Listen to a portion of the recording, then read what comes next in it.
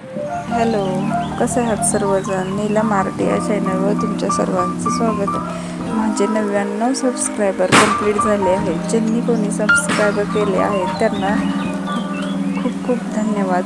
आणि ज्यांनी कोणी सबस्क्रायबर केले नसेल त्यांनी नक्की करा. आणि 100वा सबस्क्रायबर कोण आहे त्यांनी मला नक्कीच कमेंट बॉक्समध्ये सांगा. चला तर आजच्या व्हिडिओला आपण सुरुवात करूया.